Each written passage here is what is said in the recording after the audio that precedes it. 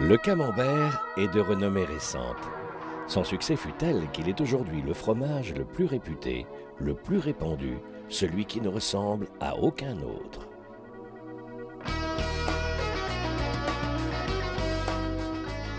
Avec sa chair fine et grasse, son goût très particulier, il a conquis un marché très important.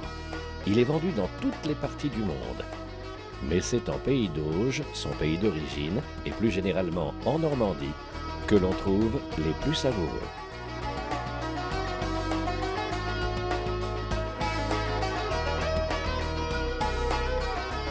Un grand camembert existe, il s'appelle Le Petit. Bonjour, je me présente, Jean-Marie Cambefort. Je suis le directeur de la fromagerie Le Petit, située à Saint-Maclou, au cœur du Pays d'Auge. Tout d'abord, le lait qui arrive à la fromagerie est collecté dans ce même Pays d'Auge, dans le département de l'Orne et du Calvados, est sérieusement sélectionné et arrive à la fromagerie où il va être dépoté dans les cuves. Ensuite, ce lait est partiellement écrémé pour être standardisé en matière grasse et mis à maturer également dans des grandes cuves où l'on va rajouter des levains lactiques et on va le réchauffer à 12-14 degrés de température pour suivre sa maturation. Le lait est ensuite réchauffé à 34 de température, mis dans des cuves de 250 litres et étant présuré. Après 45 minutes de caillage, le caillé est sabré et moulé. Moulé en 5 couches successives, espacées de 70 minutes pour parfaire son égouttage en cours de moulage. Plus tard, le caillé est égoutté pendant 15 heures, durant lequel il subira un retournement suivi d'un plaquage, où cette petite plaque qui fait 60 grammes va parfaire son égouttage. Démoulé au bout de 15 heures, il sera ensuite mis dans une pièce à 20 degrés où une autre maturation, celle-là du produit, sera effectuée pendant une dizaine d'heures avant d'être salé. Puis vient le salage, où le sel va jouer son rôle d'exhausteur de goût, mais également d'inhibiteur, où il va empêcher certains micro-organismes de se développer. Bien, donc ici nous sommes dans le couloir des Halloirs. Nous avons 12 caves d'affinage, où dans chacune d'entre elles, sera affinée une journée entière de fabrication. Alors la particularité, c'est que dans ces caves, dans chaque cave, il y aura une odeur particulière, une odeur bien spécifique. Les premiers jours plutôt liés à la crème et au lait, ensuite odeur de pomme marquée vers le 5-6e jour, pour avoir plutôt des odeurs de sous-bois et de champignons dès que la moisissure commence à pousser sur les produits. Donc ici on rentre dans une cave où les produits ont 3 jours, la fabrication de vendredi dernier, donc des produits où il n'y a encore rien qui s'y est passé, on ne voit pas de développement de pénicillium. Et là on retrouve plutôt une odeur de crème, de beurre, une odeur plutôt lactée encore marquée. Bien, mais ici on est dans un halloir où les produits sont à J+6. Vous voyez un petit peu cette odeur très caractéristique d'odeur de pomme. Et c'est le moment que l'on choisit pour retourner le produit. Donc les opératrices qui sont là retournent les produits pour en répartir la pousse de fleurs. C'est à partir de ce stade-là que le pénicillium commence à pousser. Donc on va équilibrer la pousse de fleurs en retournant le produit. 14e jour, le produit il va être emballé, va d'abord passer sous un détecteur de métaux. On va vérifier son poids avec une trieuse pondérale. Ainsi, il va être mis sous papier, dans une boîte, puis dans une caisse, avant d'être stocké pendant 3 jours dans le frigo. Qui ne connaît au cœur de la Normandie le magnifique Pays d'Auge et son joyau Vimoutier? Blotti dans une large vallée où coule paresseusement la rivière la Vie, la cité millénaire est enserrée par de hautes et vertes collines sur les pentes desquelles s'étagent d'innombrables pommiers. Le musée, qui a été créé en 1986 par l'Office du tourisme de Vimoutier, réunit tout le matériel de fabrication traditionnel du beurre et du fromage de camembert. Bonjour, bienvenue dans notre musée du camembert. Dans cette première scène, nous y sommes accueillis par la maquette de la statue de Marie Harel. Marie Harel étant la créatrice du fromage de camembert. Camembert, c'est le nom d'un fromage, mais c'est aussi le nom d'un petit village qui se situe environ à 5 km de Vimoutier. Nous avons 2 statues à la gloire de Marie Harel. La toute première se trouve sensiblement vers l'église. Cette statue a été malheureusement décapitée lors du bombardement de Vimoutier en juin 1944. Nous avons eu 220 morts en un quart d'heure et Vimoutier ne comptait que 3000 habitants à cette époque. Cette statue, nous l'avons quand même conservée, mais nous en avons une deuxième qui, elle, se situe sur la place Mako, au bout de la halle au beurre. Et cette deuxième statue nous a été offerte par des employés d'une fromagerie d'Amérique dans l'Ohio. Ces employés se sont tous cotisés et nous ont offert cette deuxième statue. Voilà pourquoi l'histoire des deux statues de Marie-Arelle à Vimoutiers. Alors dans cette scène, on retrouve le matériel pour le commencement de la fabrication du camembert. Autrefois, bon, il n'y avait pas ce... C'était la chaudière qui servait à réchauffer le lait, si vous voulez. Elle servait aussi bien à faire la lessive autrefois qu'à faire cuire des pommes de terre pour nourrir les cochons, qu'à faire cuire le boudin quand on avait tué le cochon. Mais dans les fermes où on faisait le fromage de camembert, elle servait de bain-marie. C'est-à-dire qu'on mettait de l'eau à chauffer dans la chaudière, on mettait du lait dans les bidons, on mettait le derrière du bidon dans l'eau, ce qui faisait bain-marie. Maintenant, c'est fait électriquement. Alors là, on retrouve la table de fabrication. Cette table-là, elle est en bois, c'est du teck. Maintenant, elles sont en métal pour plus de commodité. Mais elles ont toujours en industrie, elles ont toujours un pan légèrement incliné où on recueille le sérum qui s'égoutte des fromages. Et ce sérum sert à faire de la poudre de sérum pour nourrir les animaux. Ici, vous avez des moules en alu ou en fer blanc. Maintenant, ils sont en plastique, c'est pareil, pour plus de commodité, mais ils ont toujours ces mêmes petits trous pour permettre au sérum de s'égoutter. Quand nos fromages sont bien égouttés, ils sont retournés et ils sont salés sur tout le pourtour et les deux faces. Pas plongés dans des bains de saumure comme c'est fait dans certaines maisons. Il faut que ce soit salé au sel sec et fin. Ensuite, ils sont entreposés sur des étagères que l'on appelle des balleux. Ça, ce sont des balleux en bois. Maintenant, ce sont des balleux métalliques, mais autrefois, les balleux étaient en bois. Et les fromages reposaient sur de véritables bambous. Maintenant, tout ça est révolu. Autrefois, il n'existait pas de boîte pour transporter les fromages. On les mettait dans des caisses en bois et que l'on appelait des fromagères. Et ces fromages partaient affinés en cave chez des grossistes. Ensuite, il y a eu ces boîtes qui ont été inventées par M. Ridel en 1890. Elles sont en bois de peuplier parce que c'est un bois qui garde l'humidité. Et on trouve normalement un bon fromage dans une boîte en bois et non dans une boîte en carton. L'histoire du camembert veut que Marie-Arelle, qui habitait le petit village de Camembert, a recueilli un prêtre réfractaire qui fuyait la Révolution. Et ce prêtre réfractaire lui a donné son savoir-faire puisqu'il venait de la Brie. Donc la composition du fromage un peu de Brie est ce que faisait Marie-Arelle. Ils ont donné le nom du fromage Camembert, le nom du petit village où habitait donc Marie-Arelle. Le camembert a aussi sa confrérie, la confrérie des Chevaliers du Camembert, tradition et renommée, dont M. Courton fait partie.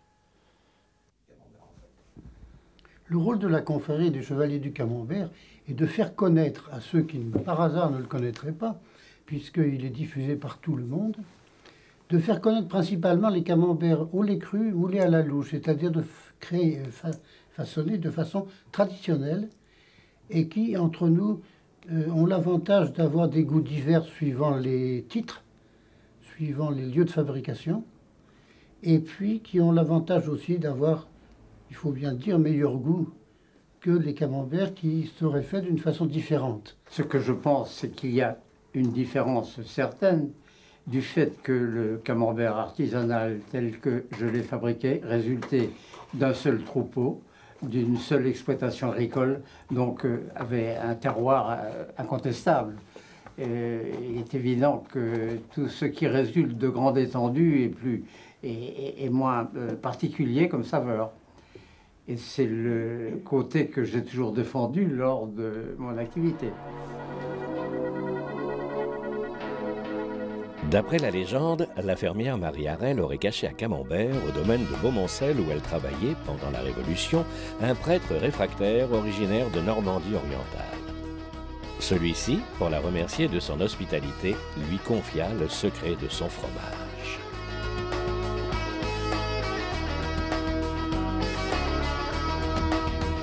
Napoléon III, lors d'un séjour qu'il effectua à Argentan, le goûta, l'apprécia et en désira aux Tuileries où Victor Paynel, fils de Marie-Arelle, lui en apporta.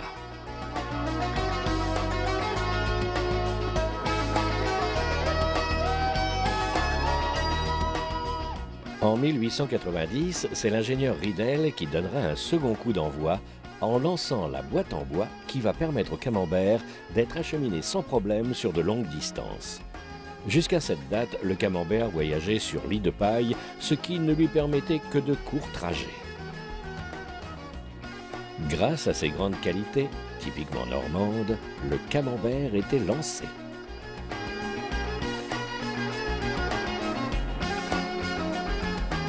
Bertrand Gillot fabrique encore le camembert de façon traditionnelle. Il est moulé à la louche par des employés qui sont fiers de perpétrer cette fabrication ancestrale. Je m'appelle Bertrand Gillot, je suis industriel laitier et fabricant de camembert de Normandie, appellation d'origine au lait cru.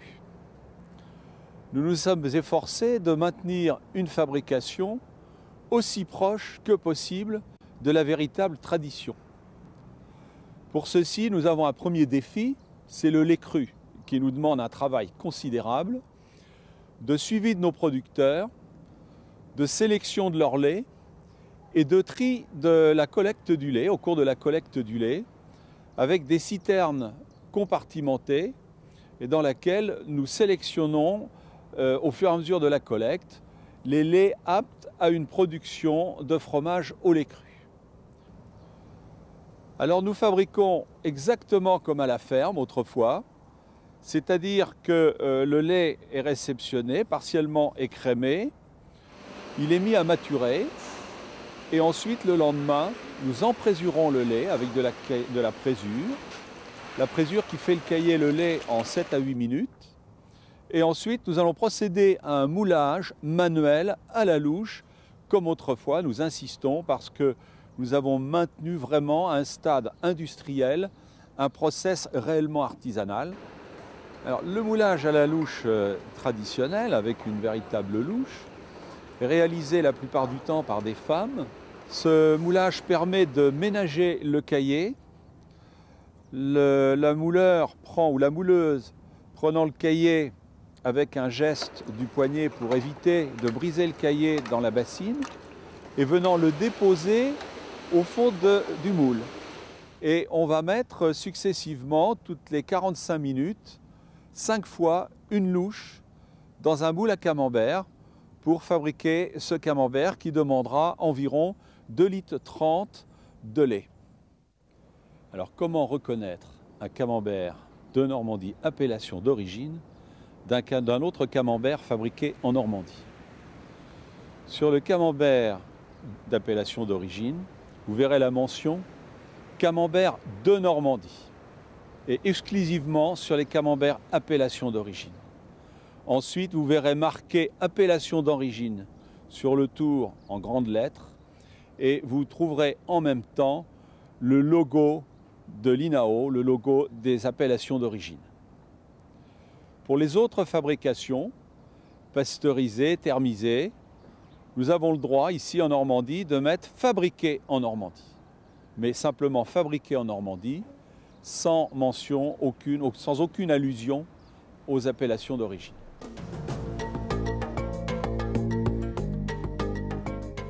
Qui l'eût cru? Le camembert au lait cru se cuisine. Égérie, chef de cuisine tout près de Camembert, nous concocte une petite recette à base, l'auriez-vous deviné, de camembert.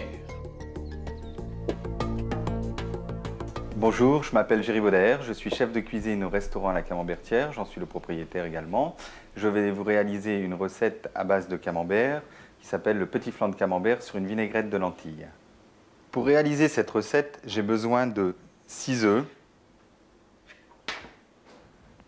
un camembert affiné au lait cru,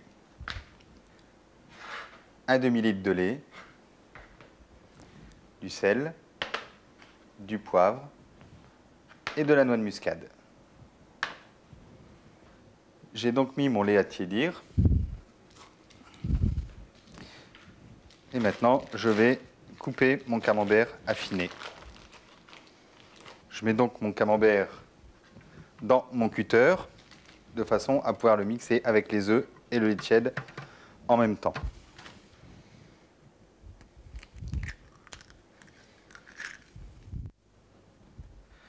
Voilà, je vais donc allumer le cutter en vitesse rapide et y incorporer progressivement le lait. Je vais donc remplir mes ramequins aux 3/4, ceci étant préalablement beurré. Nos 10 ramequins qui vont être prêts dans leur bain-marie pour une cuisson à 180 degrés pendant environ 20 minutes.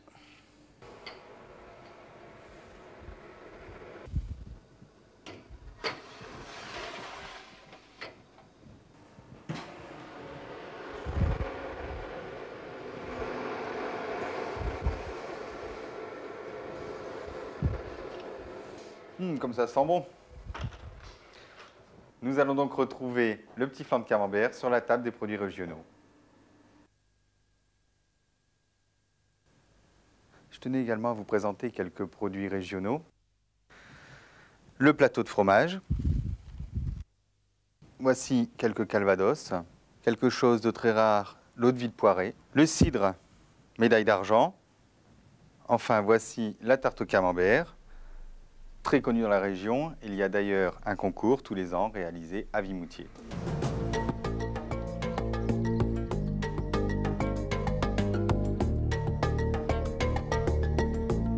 Même si le groupe Lactalis est un grand groupe, ce n'est pas pour autant qu'il ne souhaite pas préserver le patrimoine. Ce dernier a reconstitué à Camembert la ferme de Marie Harel. La visite de la ferme Président offre la possibilité au public de connaître tout sur la vie du camembert de sa création à nos jours. Michel Gabriel Jam nous sert de guide. Bonjour, je m'appelle Michel Jam, je suis responsable du patrimoine dans le groupe Lactalis et je suis heureux de vous accueillir ici à la ferme Président à Camembert, au cœur du village. Alors ici, nous sommes dans le hall d'accueil avec cette ferme que nous avons rénovée et qui est tout à fait typique de l'architecture de la fin du XVIIIe. On a fait pas mal de plans pour montrer l'architecture typique de notre pays d'Auge, avec notamment le manoir de Beaumoncel, avec l'architecture à tuileaux, avec les colombages. Et nous arrivons sur cette fresque qui raconte en quelques mètres toute l'histoire du camembert. Alors évidemment, tout commence en 1791 avec Marie Harel et sa rencontre avec ce prêtre réfractaire qui fuyait la Révolution et qui est venu se réfugier ici au manoir de Beaumoncel et qui lui a appris à faire sécher ses camemberts comme on faisait sécher les bris. C'était l'affinage du camembert, donc l'invention du camembert. Ensuite, il y a eu la rencontre avec Napoléon III qui a exigé de l'avoir sur sa table tous les jours. Ça se passait à Caen. Après, il y a eu l'arrivée de la famille Le Petit dans l'histoire du camembert en 1872 avec Auguste et Léontine Le Petit, et la femme était bien plus importante que l'homme qui était un petit peu voyageur, alors que la femme était vraiment concentrée sur l'entreprise. En 1887, un ingénieur découvre la boîte de camembert et c'est Auguste Le Petit qui sera le premier à se servir de cette boîte de camembert. C'est l'ingénieur Ridel qui créera en 1889 la société Ridel-Leroy. 1897, c'est Georges Roger qui est chercheur universitaire à Caen qui isole le Penicillium candidum, qui est cette fleur blanche qui fait la croûte du camembert et qui est si bonne pour la santé, car n'oublions pas que le camembert a été un alicament, un des premiers alicaments. Et puis, le coup de génie des producteurs de camembert en Normandie. Le coup de génie, c'est pendant la guerre 14-18, ils décident d'offrir une journée de production aux soldats du front. Donc, pendant la guerre, les soldats qui sont sur le front, dans les tranchées, recevront, offert par les fabricants normands, ce camembert sur les tranchées. Et ce sera pour eux un souvenir inoubliable, ce qui fait que ça a été une opération de marketing avant l'heure. C'était un véritable marketing, et c'est ce qui a fait que le camembert s'est développé dans la France entière, très très rapidement après la guerre.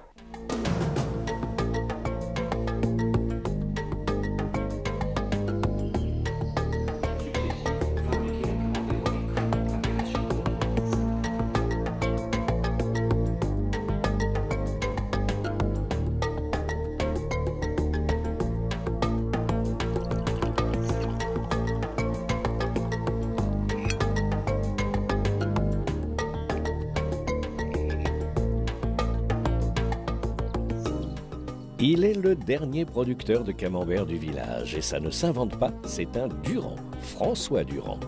Il fait partie de notre patrimoine national.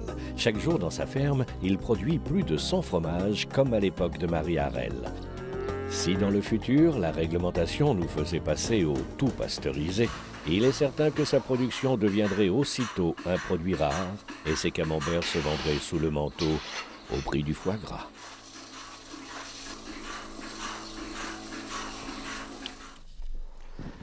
Bonjour, je m'appelle François Durand, je suis le dernier producteur de camembert fermier à Camembert.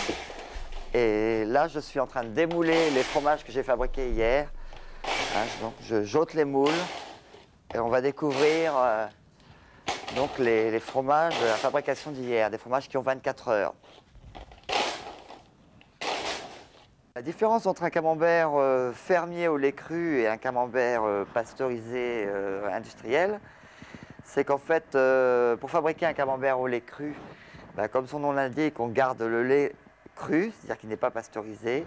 Donc, on garde tous les ferments lactiques naturels, qui sont par contre détruits par la pasteurisation dans un camembert pasteurisé. Et ces ferments lactiques naturels, bien sûr, vont contribuer à donner davantage de saveur, au camembert, au goût final du camembert. Donc un camembert au lait cru a plus de saveur grâce aux ferments lactiques naturels qui n'ont pas été tués par la pasteurisation. Donc les principales différences de fabrication entre un camembert au lait cru, qu'il soit fermier ou même, il peut être aussi camembert au lait cru qui peut être industriel, et un camembert pasteurisé. Donc la grosse différence, c'est le moulage qui se fait à la louche dans le cas d'un camembert au lait cru et qui se fait différemment, c'est-à-dire qu'on déverse directement des bacs de caillé dans des multimoules pour faire un camembert pasteurisé. Je commence le moulage, c'est-à-dire que je commence à mettre une louche par moule et donc je reviendrai 6 fois. La 6e louche sera déposée vers 13 heures, c'est-à-dire dans 4 heures, la dernière louche.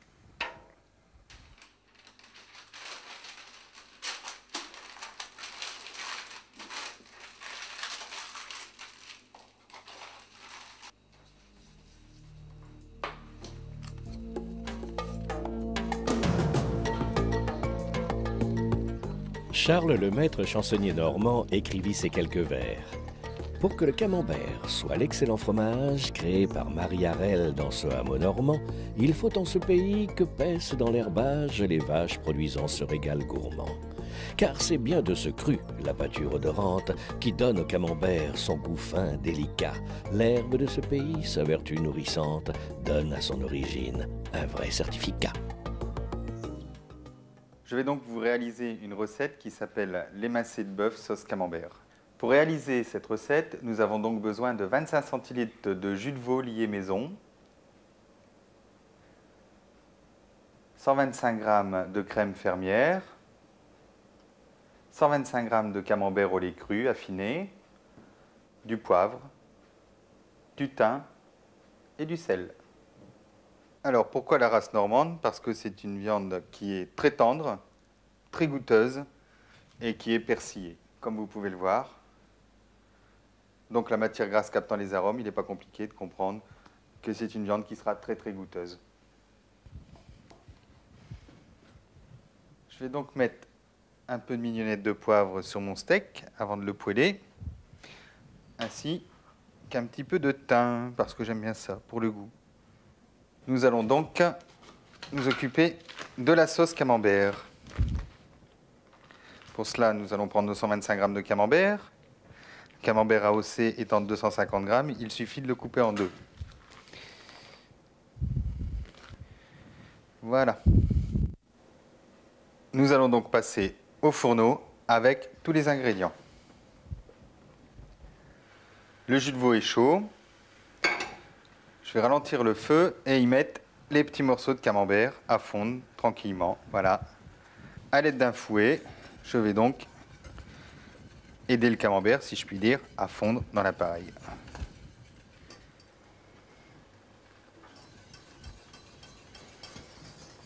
Le camembert est maintenant fondu. Nous allons y mettre la crème fermière. On va attendre la fin de la réduction pour rectifier l'assaisonnement.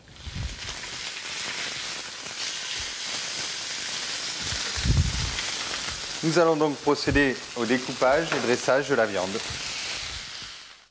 Vous le voyez, il n'y a pas besoin d'appuyer fort pour que ça se tranche, tellement c'est tendre.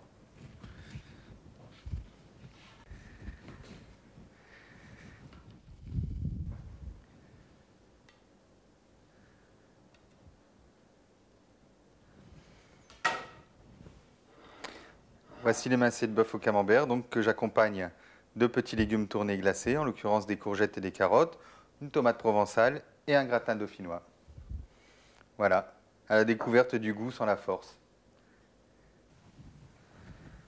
Le camembert est non seulement un mythe et un emblème national, c'est un produit qui, je suis persuadé, reste le meilleur en Normandie lorsqu'il est travaillé par les artisans.